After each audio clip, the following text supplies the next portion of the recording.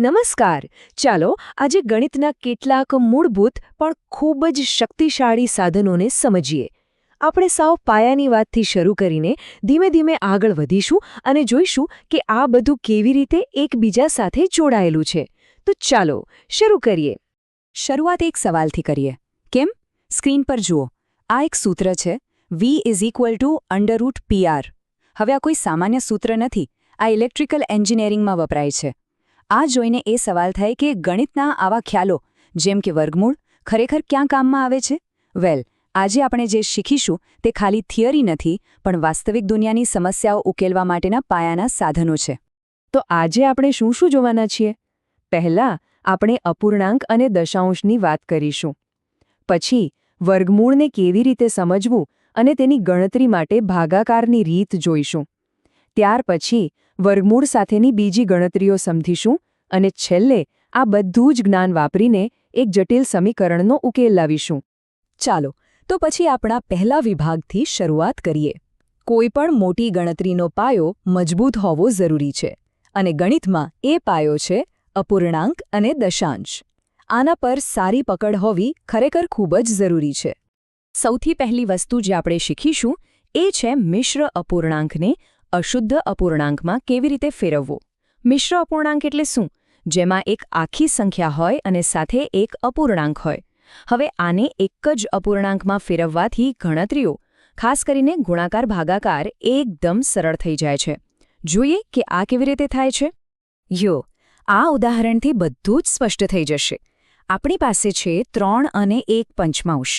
હવે આને ફેરવવા માટે શું કરવાનું? ખૂબ જ સરળ. નીચેની સંખ્યા એટલે કે છેદ 5 ને આખી સંખ્યા 3 સાથે ગુણો તો 5 × 3 થયા 15. હવે એમાં ઉપરની સંખ્યા એટલે કે અંશ 1 ઉમેરી દો તો 15 + 1 થયા 16 અને છેદ તો એનો એ જ રહેશે 5. બસ થઈ ગયું 16/5. કેટલું સહેલું છે નહીં? સારું, હવે આગળ વધીએ.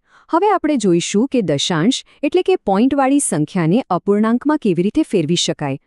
ઘણીવાર ગણતરીમાં અપૂર્ણાંક સાથે કામ કરવું વધારે સહેલું પડે છે. આ ઉદાહરણ જુઓ, 0.625. આને અપૂર્ણાંકમાં ફેરવવા માટે પોઈન્ટ પછી જેટલા આંકડા હોય એટલા શૂન્ય 1ની પાછળ લગાવીને નીચે મૂકી દો. અહીં પોઈન્ટ પછી 3 આંકડા છે, 6, 2 અને 5. તો આપણે 625ની નીચે 1000 મૂકીશું. એટલે થયું 625/1000. પણ અહીં કામ પૂરું નથી થતું. હવે આને નાનામાં નાના સ્વરૂપમાં લાવવાનું છે. બંને સંખ્યાને ભાગતા જઈએ તો છેલ્લે આપણને મળશે 5 અષ્ટમાંશ. બસ આટલું જ છે. ચાલો હવે ગણિતના એક ખૂબ જ રસપ્રદ ખ્યાલ વર્ગમૂળ તરફ આગળ વધીએ. વર્ગમૂળ એટલે શું? સરળ ભાષામાં કહીએ તો એ એક એવી સંખ્યા શોધવા જેવું છે જેનો પોતાની સાથે જ ગુણાકાર કરવાથી આપણને મૂળ સંખ્યા પાછી મળે, જાણે કે આપણે કોઈ સંખ્યાના મૂળ સુધી પહોંચી રહ્યા હોઈએ. આ ચિત્ર જુઓ, કેટલું સરસ રીતે સમજાવે છે. અહીં કુલ 9 નાના ચોરસ છે. જો આ 9 ચોરસને એક મોટા ચોરસમાં ગોઠવીએ તો તેની દરેક બાજુ પર કેટલા ચોરસ આવશે? બરાબર 3, કારણ કે 3 × 3 એટલે 9. તો આનો અર્થ એ થયો કે 9નું વર્ગમૂળ 3 છે. આનાથી વધુ સારી રીતે વર્ગમૂળ ન સમજાવી શકાય. તો વર્ગમૂળ શોધવું કેવી રીતે? એની પહેલી રીત છે અવયવીકરણ. આમાં આપણે શું કરીએ? આપણે આપેલી સંખ્યાના નાનામાં નાના ટુકડા કરીએ છીએ, જેને અવિભાજ્ય અવયવ કહેવાય. અવિભાજ્ય અવયવ એટલે એવી સંખ્યાઓ જેમના ભાગ માત્ર એક અને એ જ સંખ્યા પોતે ભાગ પાડી શકે, જેમ કે 2, 3, 5, 7 વગેરે. ચાલો એક ઉદાહરણ લઈએ. 1936. જ્યારે આપણે એના અવિભાજ્ય અવયવો પાડીએ તો આપણને મળે છે 2 વાર 2, ફરીથી 2 વાર 2 અને 2 વાર 11. હવે મજાની વાત જુઓ. વર્ગમૂળ શોધવા માટે આપણે ફક્ત સરખી સંખ્યાઓની જોડી બનાવવાની છે. અહીં 2ની એક જોડી, 2ની બીજી જોડી અને 11ની એક જોડી છે. હવે દરેક જોડીમાંથી ફક્ત એક જ સંખ્યા બહાર કાઢો, એટલે કે 1 2, બીજો 2 અને 1 11. હવે આ ત્રણેયનો ગુણાકાર કરો. 2 × 2 × 11. જવાબ શું આવ્યો? 44. તો 1936નો વર્ગમૂળ છે 44. અવયવીકરણની રીત સારી છે, પણ જો સંખ્યા પૂર્ણ વર્ગ ન હોય તો? એના માટે આપણી પાસે એક બીજું વધુ શક્તિશાળી સાધન છે, ભાગાકારની રીત. આ રીત લગભગ કોઈ પણ સંખ્યાનું વર્ગમૂળ શોધી શકે છે. તો સવાલ એ છે કે કઈ રીત ક્યારે વાપરવી. જુઓ, જો તમને લાગે કે સંખ્યા પૂર્ણ વર્ગ છે તો અવયવીકરણની રીત સૌથી સહેલી અને ઝડપી છે. પણ જો સંખ્યા મોટી હોય અથવા પૂર્ણ વર્ગ ન હોય અને દશાંશમાં જવાબ જોઈતો હોય તો ભાગાકારની રીત જ શ્રેષ્ઠ છે. એ દરેક પરિસ્થિતિમાં કામ આવે છે. આ રીત થોડી લાંબી લાગે છે, પણ એના પગલાં સીધા છે. જમણી બાજુથી અંકોની જોડી બનાવવાની, પછી પહેલી જોડી માટે સૌથી નજીકનો વર્ગ શોધવાનો, એમ કરતાં આગળ વધવાનું. ચાલો આ નિયમોને ગોખવાને બદલે સીધું એક ઉદાહરણ જ જોઈએ. એનાથી બધું સાવ સ્પષ્ટ થઈ જશે. ચાલો 5616નું વર્ગમૂળ શોધીએ. સૌથી પહેલાં જમણી બાજુથી બે અંકોની જોડી બનાવીએ તો બનશે 69, 61 અને છેલ્લે વધશે 5. હવે 5થી શરૂ કરીએ. એવી કઈ સંખ્યા છે જેનો વર્ગ 5 કે તેનાથી ઓછો હોય? 2, કારણ કે 2નો વર્ગ 4 થાય છે. તો આપણે ઉપર 2 મૂકીએ, 5માંથી 4 જાય તો 1 વધે. હવે ઉપરથી આખી જોડી 61 નીચે ઉતારીએ તો સંખ્યા બની 161. હવે જે આપણો ઉપરનો જવાબ છે 2, એને બમણો કરો એટલે કે 4. હવે 4ની બાજુમાં એક એવો અંક મૂકવાનો અને એ જ અંકથી આખી સંખ્યાને ગુણવાની કે જવાબ 161 કે તેનાથી ઓછો આવે. એ અંક છે 3, કારણ કે 43 ગુણ્યા 3 થાય 129. આ જ પ્રક્રિયા આગળ વધારતા જઈએ તો આપણને અંતિમ જવાબ મળશે 237. થોડી પ્રેક્ટિસની જરૂર છે, પણ રીત એકદમ સચોટ છે. સારું, તો હવે આપણે વર્ગમૂળ શોધતા તો શીખી ગયા, પણ જો વર્ગમૂળવાળી સંખ્યાઓનો સરવાળો, બાદબાકી, ગુણાકાર કે ભાગાકાર કરવો હોય તો એના પણ કેટલાક નિયમો છે. ચાલો એ નિયમોને સમજીએ. આ કોષ્ટક જુઓ, બધું એક જ જગ્યાએ છે. સરવાળા અને બાદબાકીનો નિયમ સરળ છે.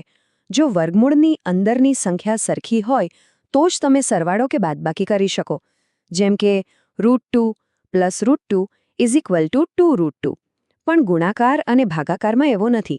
ત્યાં તમે જુદી જુદી સંખ્યાઓને પણ એક જ વર્ગમૂળના ચિહ્નની નીચે લાવી શકો છો.